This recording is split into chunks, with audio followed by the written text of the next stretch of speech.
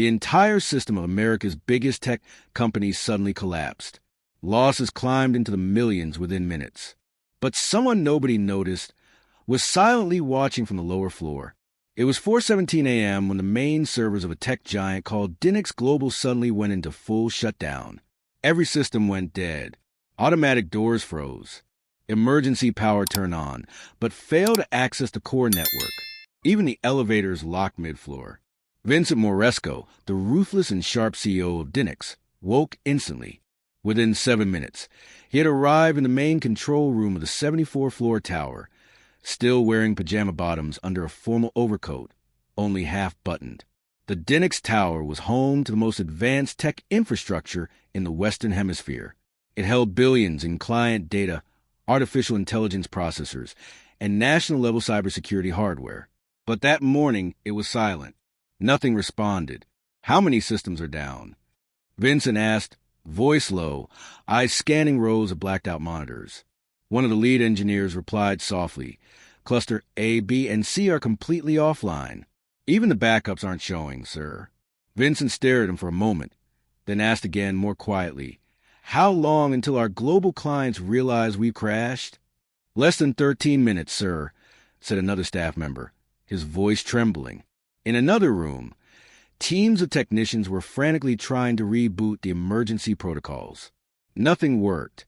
Backup sequences failed. Firewalls wouldn't respond. Even direct hardware connections showed zero response. Some began whispering. This wasn't a typical glitch. The clock ticked on. Dinix's stock price began to fall across Asian markets. Tokyo's exchange registered an immediate dive in Dinix holdings. In the corner screen, a red graph marked the bleeding losses. $1 million per minute. One senior engineer whispered, this could be an external attack. Vincent nodded once. He knew who his enemies were. What he didn't know was why none of his brilliant minds could restore something as basic as the company's main heartbeat. On the third floor, chaos erupted. Dozens of engineers shouted over each other. Someone threw a keyboard against the floor. On their screens, a looping message blinked an error. Not defined. Not defined. No path found. Meanwhile, far below, on a dim and dusty service floor, a middle-aged man quietly swept up broken pieces of a cracked plastic panel. His name was Ellis. He wore a faded gray janitor uniform, a wrinkled cap, and boots that had seen better days. No one paid him any attention. Even the surveillance cameras barely hovered before moving on. Ellis glanced up at a blinking secondary server light. His eyes narrowed. He stopped sweeping. He muttered, that light shouldn't blink unless the S23 cable's miswired. He walked slowly toward a steel door labeled, Authorized Staff Only. Back in the control room, Vincent's jaw clenched. Time was almost up, but what he didn't realize was that the person who might save his billion-dollar empire was not a cyber genius, nor a federal consultant, but a man who had been invisible for years. A janitor. All eyes were on the screens, but nothing was moving, and the billionaire who built this empire was now surrounded by silence and fear. The temperature inside the control room felt colder than usual, though no one mentioned it. The silence between the panicked whispers was sharp. Every keystroke, every sigh, echoed like thunder against the tension. Vincent stood in front of the main screen wall, arms crossed, watching diagnostic codes scroll endlessly. Nothing made sense. It was as if the entire system had been erased, not corrupted, not damaged, erased. One engineer tried a full reboot. Another switched to emergency mode. A third tried direct terminal access. All they got was a blank gray screen with a blinking line that refused to move forward.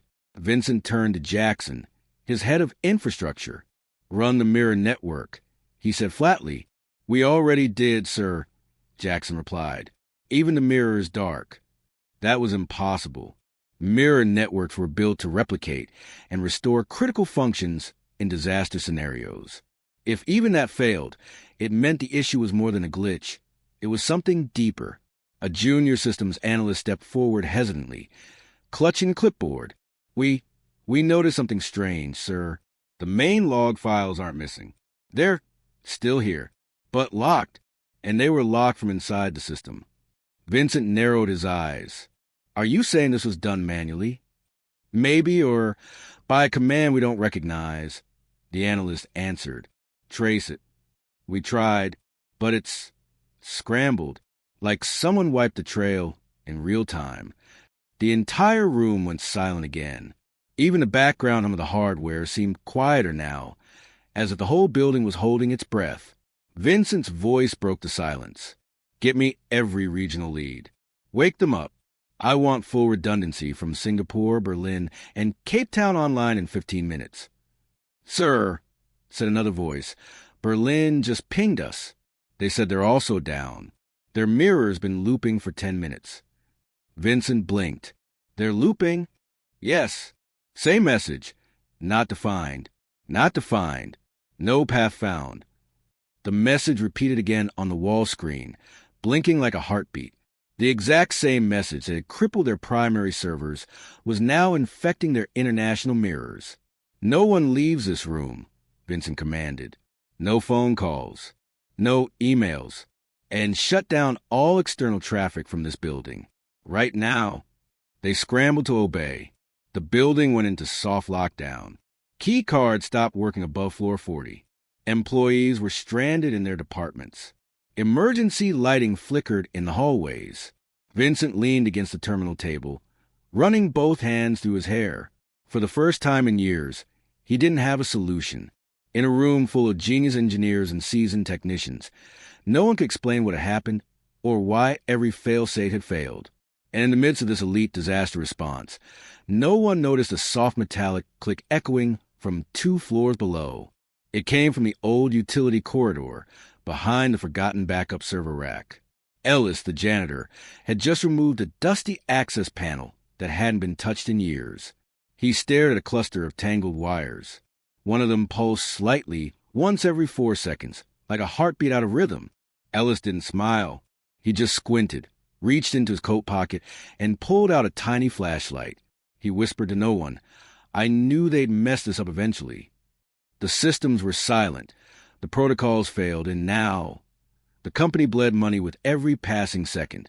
In a private monitoring room just off the main control hub, 3 financial analysts stared in disbelief at the real-time losses. Every department, every region, and every contract breach was being automatically calculated and streamed live into a single dashboard. One screen read $23.8 million lost, just 23 minutes after the crash began. Another blinked red, noting a broken data contract with a major energy firm in Dubai. The number of violations was growing faster than anyone could count. Back in the control room, Vincent's hands gripped the edge of the main table. His knuckles were white. This will hit the markets in under 6 minutes, said Marla, his chief communications officer, holding a shaking phone. News aggregators in Japan are already speculating that we've been hacked. We haven't, Vincent growled. This is an outside job. Then what is it? She whispered. Vincent didn't answer. In another corner of the room, an older engineer named Nolan tried to trace the crash route one last time. He was one of the few who'd been with Dinix since its startup days, back when the company operated out of a single rented office. He muttered to himself as he scanned lines of legacy code. Suddenly, he paused. This can't be right, he said under his breath. What is it? Asked a younger technician beside him. This code. It's not part of any update we've done in the last 5 years. It's older. He pointed to a block of ancient script, hand-coded, with no metadata tag. And right in the middle of it, a line read, Ellis _ path _ S23 cut off. The younger technician frowned. Ellis? Who's Ellis? Before Nolan could answer, a siren blared. The building had just tripped into Stage 2 lockdown. Vincent turned to face the team. Our satellite node in Toronto just went offline. That was our last clean mirror.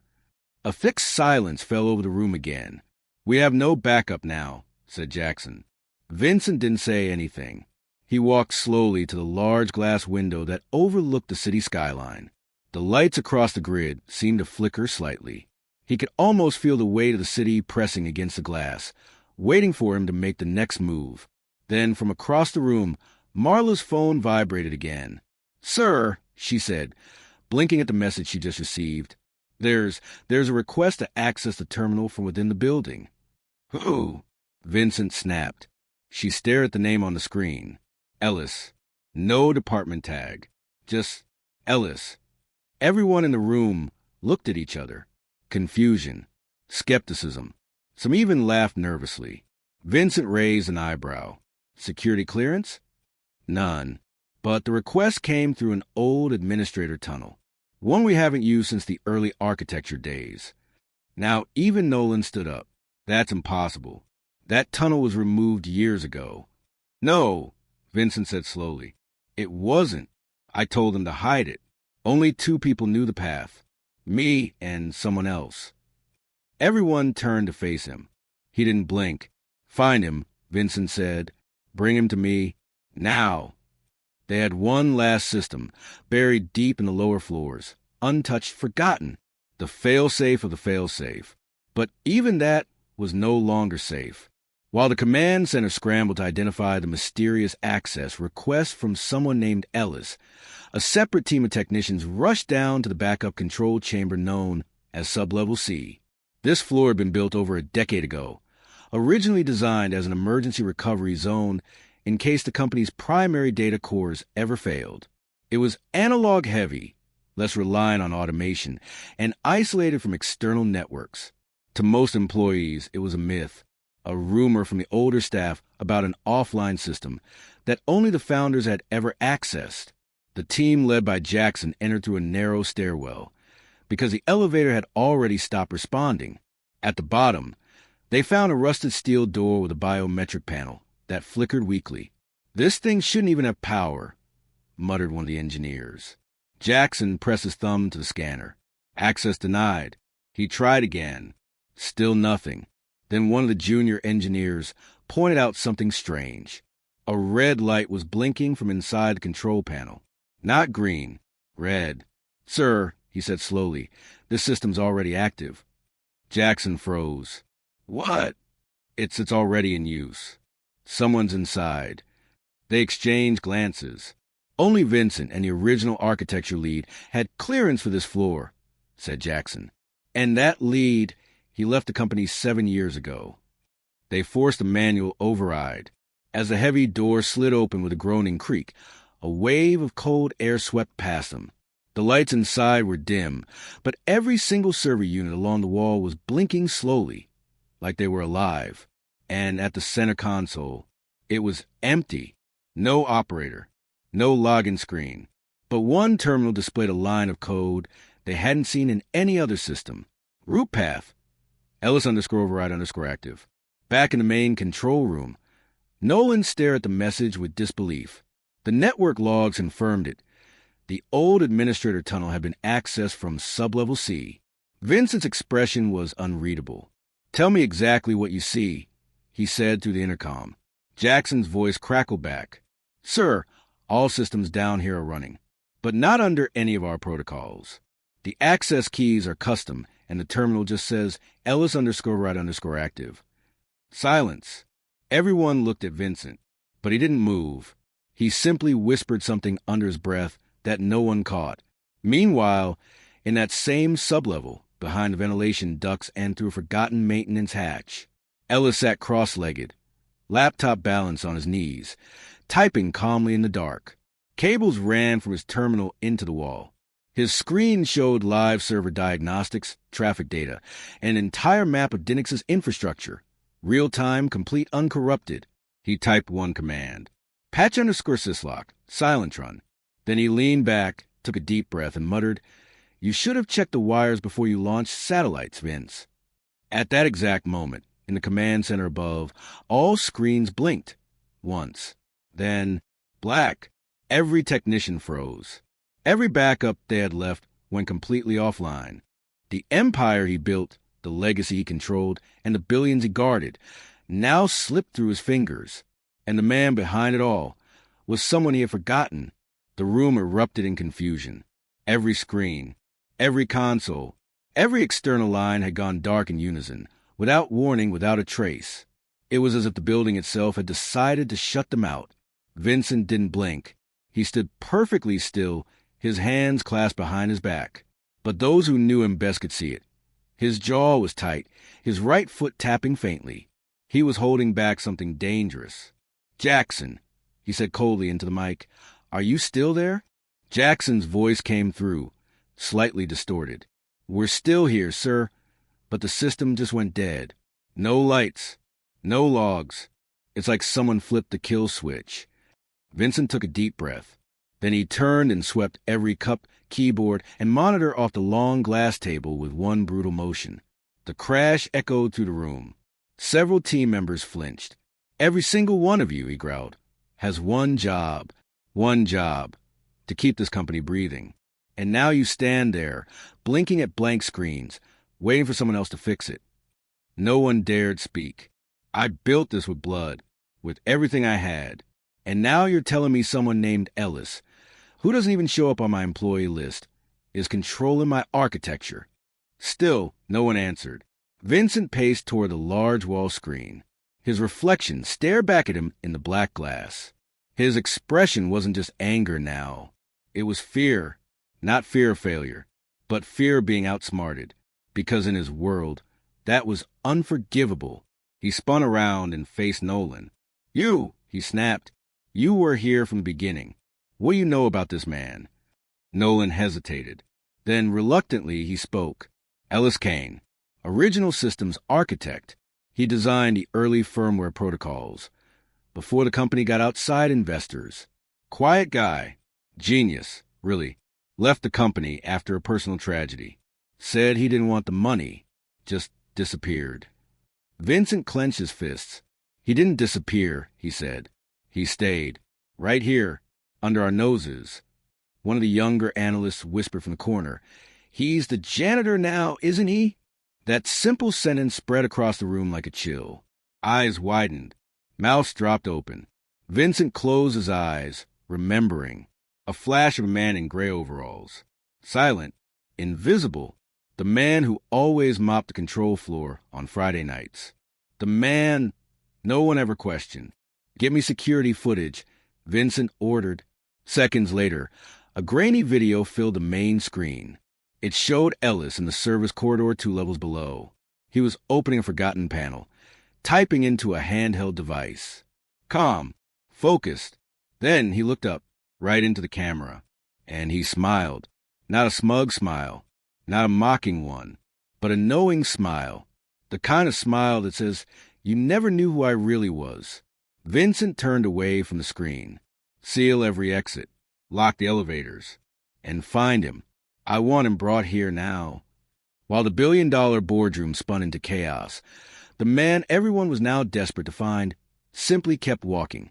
Ellis moved through the narrow back hallways of Dinnick's Global like he had done 1,000 times before.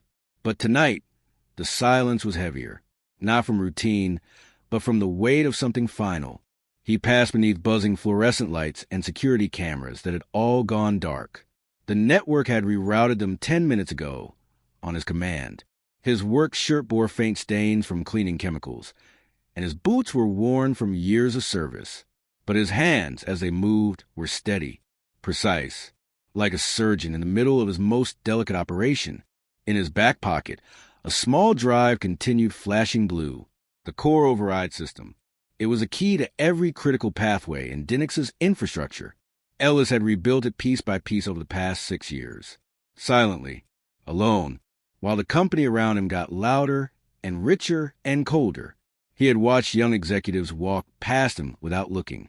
Watched engineers argue over features he invented years earlier, never knowing he was sweeping floors just meters away. They had erased his name from the source files, replaced his protocols with shinier packaging. But they couldn't erase his memory. He reached the lower server corridor, the place where it had all started. The corridor was old, metal-framed, and smelled faintly of rust. Pipes lined the ceiling. Cables ran along the floor. This was the spinal cord of the original Dinnick's. He paused in front of a gray metal cabinet marked Node S23. With a screwdriver from his belt, Ellis opened it. Inside was a tangle of ancient wiring, half buried behind new fiber optics. One particular cable, green with a black stripe, was looped around a splitter. Improperly, he shook his head slightly. They never fixed it, he said to himself. With one click, he detached the cable and redirected it into its proper port. Instantly, the floor beneath him gave off a faint vibration, the kind only the old servers made. He typed a short command on his tablet. Link_align, force, silent. Across the building, unknown to the main team, a wave of connection silently began to rebuild itself. Sublevel storage nodes reactivated, temperature controls recalibrated, and traffic rerouted through a hidden patch he had placed long ago. He didn't smile. He just stood up, closed the cabinet, and began walking back toward the main elevator shaft. 3 floors above him, in the executive conference room, the security team was scrambling to track his movements. "He's not showing on any floor plan," said one guard. "He's bypassing the ID scanners. They're registering static." Vincent stared at the screen showing blank zones on the building map. Each blacked-out section represented a place Ellis had touched. "How long until he reaches us?" Vincent asked. 5 minutes. Maybe less. Vincent turned to Nolan. What exactly is he trying to do? Nolan looked uneasy. If he's using the override protocol he designed, he could bring the system back, but not under our control. What do you mean? He could restore everything, but lock us out. Vincent's eyes narrowed. And make himself the new root user. The janitor was no longer just a rumor. His name spread like a spark through the building, quietly, urgently, while the entire empire teetered on the edge of collapse. In the break room on floor 26, a group of junior staff huddled around a tablet. The internal chat had exploded with one word: Ellis. Some had worked at Dinix for years and had seen him almost daily. Others couldn't remember ever noticing him. One intern stared in disbelief at a photo someone had forwarded. Surveillance stills of Ellis walking calmly to the lower corridor. "No way," she whispered. "He's a janitor?" Another engineer chimed in. "That's him. Always mopping near the core floors. Never said much. I just thought he didn't speak English." "He was here when the Tokyo servers caught fire 3 years ago," someone else added. "I remember now. He pulled the emergency kill switch before the system overheated. We never found out who did it." The room went quiet for a second. Then someone muttered, "What if he was never just a janitor?" On floor 40, close to the executive suite, 2 mid-level managers overheard a technician mention the name. "Ellis?" As in Ellis Kane. One of them froze. "I thought he left. I was in onboarding when they told us he walked out after his kid died." The other nodded slowly. "Yeah, I heard the same. His son had a rare illness. After the funeral, he just disappeared. But he was one of the original system builders. A legend before Vincent took over. Why would he come back to clean floors? Maybe he didn't. Maybe he never left." Back in the main control room, the tension grew thicker. Every person at every station was now fully alert, not because of Crash, but because of him. The room had shifted from damage control to containment, from recovery to fear. Nolan scrolled through the ancient staff archives. Buried beneath outdated folders, he found a profile. Ellis Kane. Status: no longer active. No termination record. No exit clearance. No forwarding address. Underneath the black and white ID photo, a handwritten note read, "Do not delete user. Protected admin root access." Vincent stared at the file. He didn't look angry anymore. He looked haunted. He never gave up his access. Nolan whispered, "You buried him alive inside the system." "No," Vincent replied, voice low. "I made sure his key was revoked." "Clearly not," Nolan said. "He must have hardwired himself in. Somewhere we stopped looking." At that moment, a security agent burst into the room. "Sir, he's approaching the executive floor." "Alone?" Vincent asked. The agent hesitated. "Yes, and he's not hiding." Vincent walked to the wall, where a screen showed elevator status. One car was moving, slowly. Up. Manual override engaged. Target floor 74. Vincent turned to his team. "When he gets here," he said coldly, "no one speaks. No one interferes. He walks in and I'll deal with it myself. They had tried everything, patches, mirrors, rollbacks, but the deeper they went, the more the system resisted, as if someone else was already in control. By now, the team of engineers inside the control room had stopped trying to fix things and had shifted to simply understanding what had gone wrong. They had isolated every variable, every server, every port and packet, but nothing responded like it should. At first, they assumed it was a virus. Then, perhaps a physical hardware failure. But now it felt personal. The system was no longer rejecting them. It was ignoring them. A senior software engineer named Priya leaned back in her chair, her eyes bloodshot from hours of scanning error logs. "This isn't just bad code," she muttered. "It's intentional. This thing isn't broken. It's rerouted." "Rerouted to where?" another asked. She didn't answer. She couldn't. In another corner of the room, Jackson worked with two specialists from the Berlin team who had finally managed to reestablish partial contact through an isolated line. But even that line was flickering. "It's like the architecture is alive," said one of the Berlin engineers. "It's correcting itself, but without input." Nolan joined them, pulling up a decrypted log. "Look at this," he said. They leaned in. A line of commands appeared. /LSgain/initiate_store, secure, trace block. Then beneath it, admin override accepted. Timestamp, 3 minutes ago. They all stared at the screen. "That wasn't us," said Jackson. "Then who ran it?" Nolan didn't reply. He just looked up at the elevator camera feed. It showed Ellis, still in his janitor uniform, still alone, and still rising. Elevator approaching floor 66. One of the engineers whispered, "Why doesn't he stop? What does he want?" Priya looked back at the logs. "He's not doing this for control," she said. "He's fixing the damage. Every command he sends is a repair sequence. Rebuilding what we couldn't." Silence. Then Jackson said slowly, "You think he's trying to save the company?" "No," Nolan corrected him. "I think he's trying to save what it used to be." At that moment, a low chime echoed through the control room. One of the emergency monitors came back online. Green. Then another. And another. Without warning. 15 core systems flashed from offline to restored. No one had touched the keyboard. All they could do was stare. A system-wide notification appeared on every screen in the building. "Protocol LSK active. Please stand by." Vincent's voice cut through the silence. "Don't touch it," he said. "Let him finish." They all turned to him, surprised. His eyes were locked on the elevator feed. Floor 71. 3 levels to go. He clenched his fists and whispered to himself, "This is what you came back for, isn't it, Ellis?" As the countdown to confrontation drew closer, it wasn't a senior engineer or elite security agent who made the first move. It was a young intern, with trembling hands and a voice barely above a whisper. Her name was Lonnie. She had only been at Dinix for 6 weeks, assigned mostly to watch, take notes, and stay out of the way, but she had been watching everything. The engineers yelling at their terminals, the panic in Vincent's eyes, the silent, creeping return of systems no one could explain, and, most of all, the name that kept appearing in fragments of code and whispered sentences. Ellis. Lonnie didn't know who he was. She'd passed him a few times in the hallways, thought of him as part of the cleaning staff. Nothing more. But now, after everything she had just seen, she stepped forward.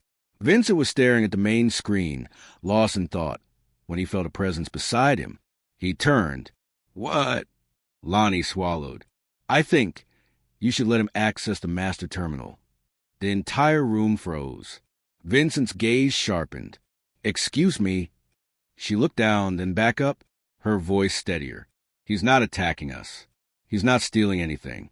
Every command he sent is stabilizing the system, and faster than we can." A few people started to murmur.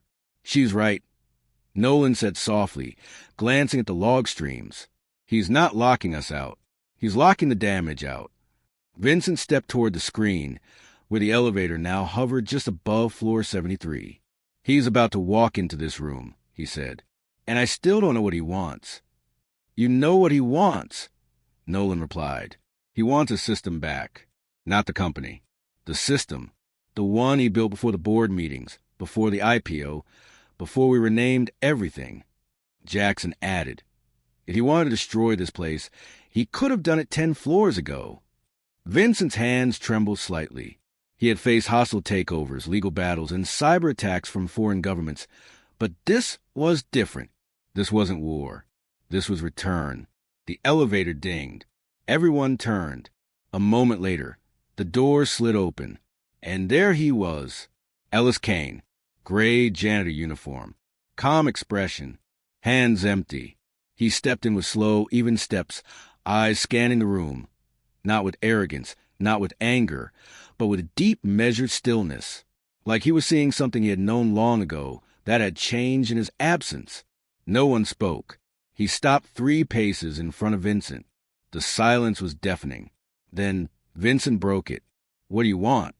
Ellis looked up and answered quietly, I want to fix what you broke. The man everyone underestimated stood before the most powerful minds in the building. He didn't raise his voice. He didn't need to, because in that moment, everyone listened. For a few long seconds, no one moved. Ellis stood at the center of the room, still in his faded janitor's uniform, with the quiet authority of someone who had seen the beginning of it all.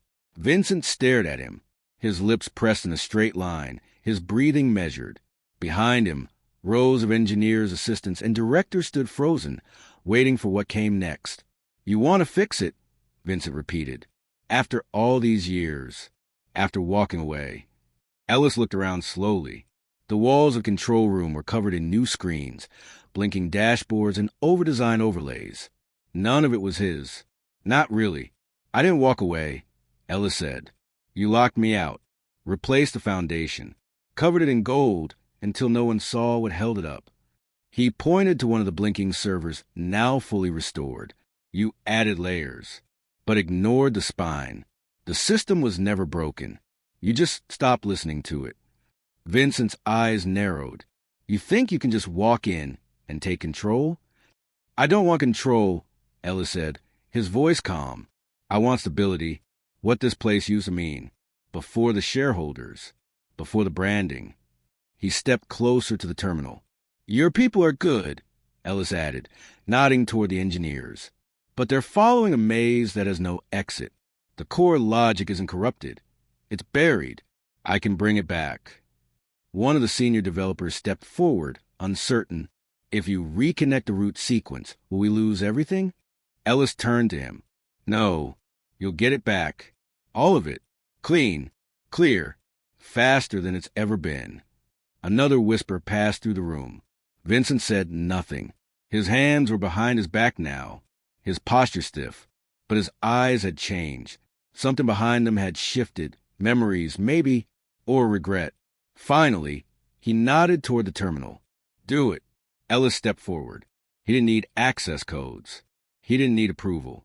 The system knew him. As his fingers moved across the old command interface, the main monitor flickered once, then showed a stream of data that none of the engineers had seen before. Lines of original architecture, raw command trees, pure logic. Ellis moved like a composer playing his final symphony. Line by line, he rebuilt the base. Cluster by cluster, the infrastructure came back to life. No errors, no resistance. Then, after 72 seconds, the screens across the building turned green. 100% systems restored. A low sound spread across the room. An exhale. Dozens of people releasing breath they hadn't realized they were holding. Nolan leaned toward his console. Network load is normal. Error rates are at 0. Backup sync is clean, said Priya. The mirrors are aligning globally, added another voice. Ellis stepped back from the terminal. No applause, no cheer, just silence. A moment of pure, heavy silence. Vincent stepped forward. He didn't say thank you. He didn't have to. He simply extended his hand. Ellis looked at it and shook it, then turned to leave. They expected a technician, a hacker, a hero in a lab coat, but it was a man with a mop who walked in, rewrote the story, and walked out before anyone could rewrite his. The moment Ellis stepped out of the executive control room, No one followed, not out of command, but out of awe.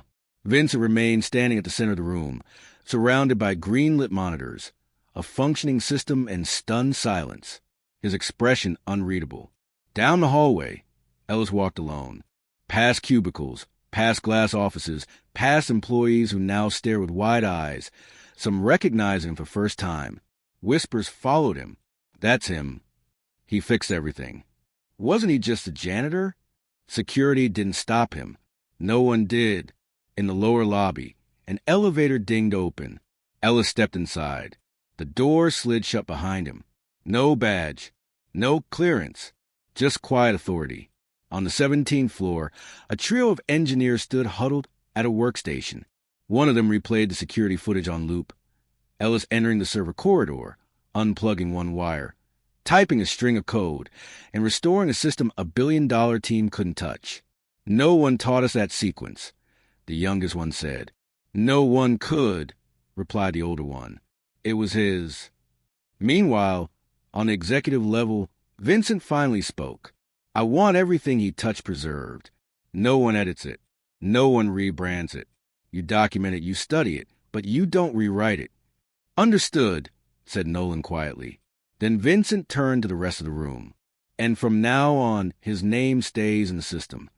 Back underground, in the old server bay where it all began, a single blinking light now pulsed at perfect rhythm. Inside the control panel, one last file remained open, a text document, untitled, only one line written. All systems are simple, if you remember how to listen. Ellis Kane. Before the screens turned green, before the legacy was remembered, before his name resurfaced, he was just the janitor. And many laughed, until they saw what he could do. Hours before Ellis walked into the command room, laughter echoed in the lower tech wing. It began as a joke. Someone in diagnostics had mentioned a strange access ping coming from the janitor's section. Someone else pulled up his name. Ellis Kane. No title. No department. Maybe he's trying to update the mop settings, one technician joked. Another laughed. Careful, he might start cleaning up your code next.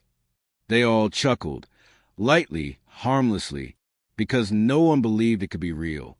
Even when the systems began to shut down, even when the protocols collapsed and engineers ran in circles, it was easier to believe in bugs than in a janitor who knew the root structure better than they did. Jackson, who had once been the most vocal skeptic, had openly dismissed the idea when the name Ellis first appeared. Some internal glitch, or a leftover profile from the old architecture. The janitor didn't write our system. But then came the logs. Then came the terminal overrides. And then came the man himself. After Ellis had left the control room, and the system had fully stabilized, Jackson stood silently in front of the reboot screen. He watched the strings of code rebuilding themselves like memory, clean, elegant, precise. I mocked him, Jackson admitted to Nolan. I mocked the man who saved us. Nolan didn't respond immediately. Then he said, so did we all. Not with words, but with blindness. In the break room downstairs, two engineers replayed the footage of Ellis in the elevator. One whispered, do you think he'll come back?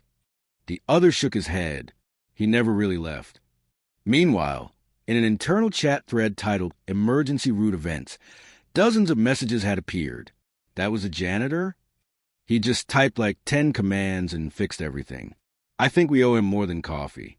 I heard he was one of the founders. Why did he leave? Why did we let him? At the end of the thread, one final message was pinned.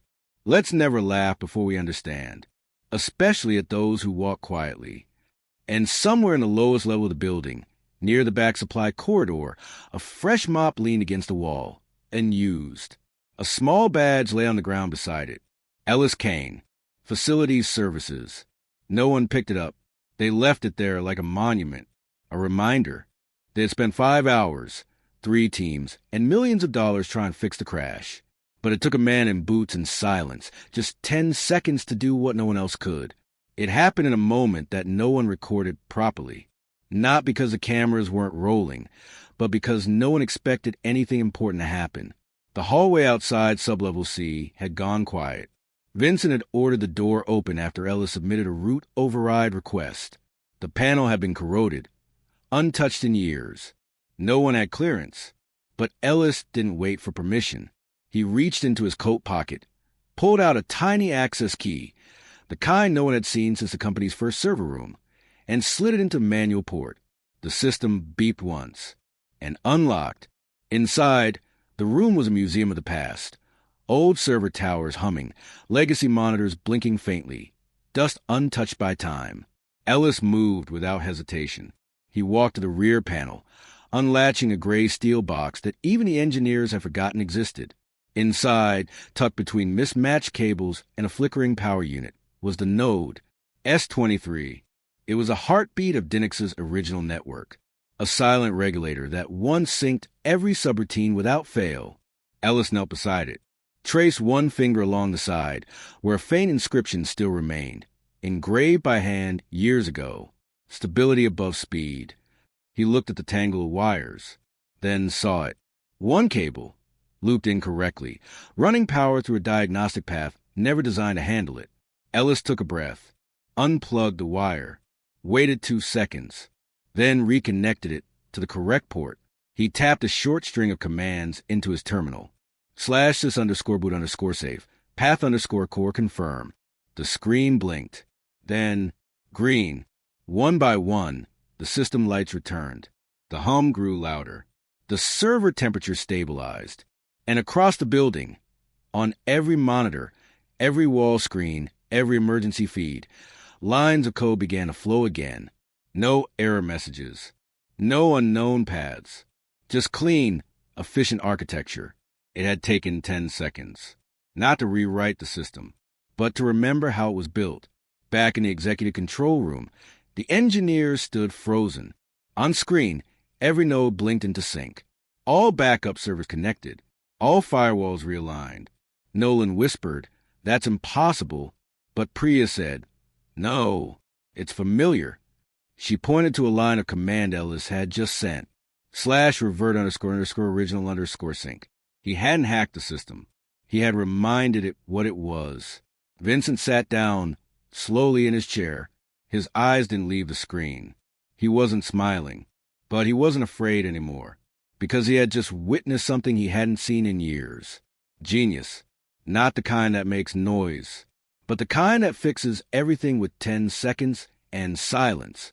The moment the lights came back on, the data flowed, and the crisis ended. No one moved. Not a word. Not a breath. Because what they had just witnessed defied every rule they thought they knew. It was as if time itself had paused. The control room, once a hive of frantic typing and shouts, now stood frozen. Every screen glowed a calming green. Every alert had vanished. Systems that were declared dead just minutes earlier were now fully operational, humming in perfect harmony. Ellis was gone from view. He had exited the lower level and disappeared into the maintenance corridors. But the echo of what he did lingered in every blinking light, every revived connection, every silent face.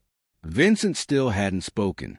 He sat at the edge of the long glass table, watching the master screen scroll real-time diagnostics. Flawless, efficient, faster than before. For the first time in his career, he was witnessing a full system restoration without a single man-made patch. All of it had been fixed using commands no one else remembered. Nolan turned to the team. "Did anyone log what he typed?" Priya nodded slowly. "We tried, but the session was masked. He used a private script to cloak it while it ran. We only caught the tail end." One line stood out in the final log. /memory_return. Clean root, silent. It wasn't part of any modern protocol. It was his own, one that had likely been embedded long before the current team joined Dynix. A young intern whispered. He didn't just restore the system, he restored the original architecture. Heads nodded slowly around the room. Another voice added, "We don't even have clearance to edit that layer anymore." It sank in. Ellis Kane had never truly left the company. He had never quit. He had simply stepped back, blended in, let the machine grow louder, let them forget, until the moment they needed him more than anyone, until the moment only he could save them. At that point, A single notification appeared at the top right corner of the master screen. One user disconnected. ID, ellis.kane.local. No location tag. No camera feed. Just gone. Vincent stood up. He looked around the room, not to issue orders, not to assign blame, but to witness. Because what had just happened was more than a recovery. It was a revelation. The quietest man in the building had just outperformed the smartest people on payroll. With no rank, no team, no recognition, just understanding. The world outside never saw him arrive. But within these walls, the legend had returned, not to take credit, not to claim a title, but to remind everyone who built the foundation they all stood on. The sun had begun to rise. A pale gold light poured through the windows of the 74th floor, casting long shadows across the quiet control room. The servers purred with stability. The screens no longer flickered. The crisis had passed, but no one left their station. No one spoke about performance metrics or stock reports or market damage. All they could talk about was him. Vincent stood by the far window, watching the skyline. He didn't look like a CEO anymore. He looked like a man who had just seen a ghost, one that returned not to haunt him, but to wake him up. Behind him, Nolan scrolled to the company's oldest archive files. There were only a few rough sketches, bootstrap code, meeting log from the earliest days of Dinix. And in every single one, there was a name. Ellis Kane. He had been the first to design the heartbeat protocol, the first to wire the local servers, the first to test a real-time failover loop from a handwritten blueprint on a coffee-stained napkin. He was the reason the system worked. But somewhere along the way, his name had been pushed to the background, disappeared under legal handoffs, buried by boardroom politics, drowned out by louder voices. Until now, Vincent walked over to the central console. He keyed in a system-wide update. Founder recognition protocol. Activate. Then, in bold text across every terminal in the Dinix network, a single message appeared. In recognition of Ellis Kane, original architect, system guardian, restorer of core integrity. The building stood quiet as staff across departments began to read it. From the basement utility halls to the marketing offices, from the satellite branches in Europe to the night shift in Tokyo, all saw the name. And all began to ask the same question. Who is Ellis Kane? In a corner security room, an operator reviewed the final camera footage. It showed Ellis walking through the staff lobby, head down, pushing a maintenance cart. He paused briefly at the entrance, looked up at the Dinix logo, then pushed open the door and walked into the early morning light. No escort, no fanfare. No one stopped him. No one needed to. He had already left something behind, stronger than applause, richer than reward. He had left behind proof that sometimes the most powerful person in the building is the one no one ever bothered to see.